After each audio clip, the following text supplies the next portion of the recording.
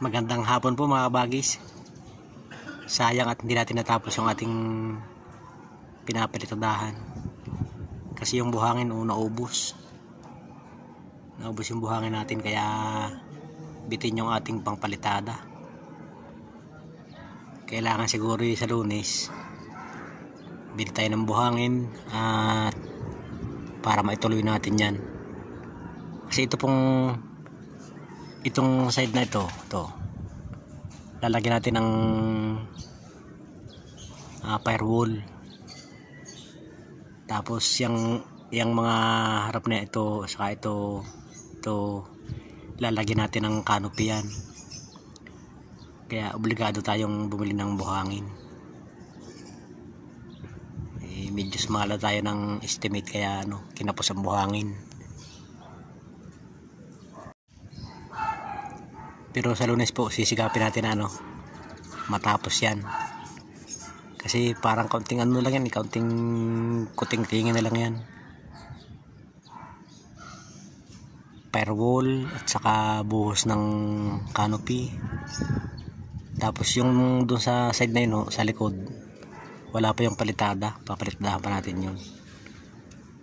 Siguro ang simento niyang gagalawin ay mga 2 araw. Tapos mag-i-skim ko tayo sa loob. Loob at labas, mga 2 araw din. Magkikisami tayo 2 araw din. Mga 1 linggong trabaho pa bago natin iwanan yan. Papala po ng yan, gutter, kasi yung gutter niyang bulok na. Kailangan natin palitan ng gutter yan. Ayun, hanggang sa muli po mga kabagis. At hanggang dito na lamang ang vlog ng inyong abang lingkod. Maraming salamat po sa mga nanonood. At sana po'y huwag kayong magsawa na sumubaybay sa aking video.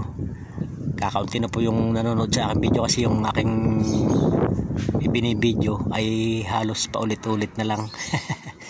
Pero yan po hanggang sa matapos.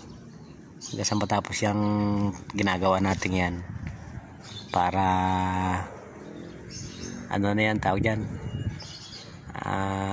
dokumentary yan. Yung pagkagawa natin yan, dadawa lang po kami yan kaya medyo hirap-hirap. Kung sana'y nagkatatlo kami, di sana'y madadali-dali. Ang nangyayari po yan kanyang kuha ng halo, kanyang palitada. Ay kung may taga-abot sa iyo ng halo, ay di mabilis-bilis.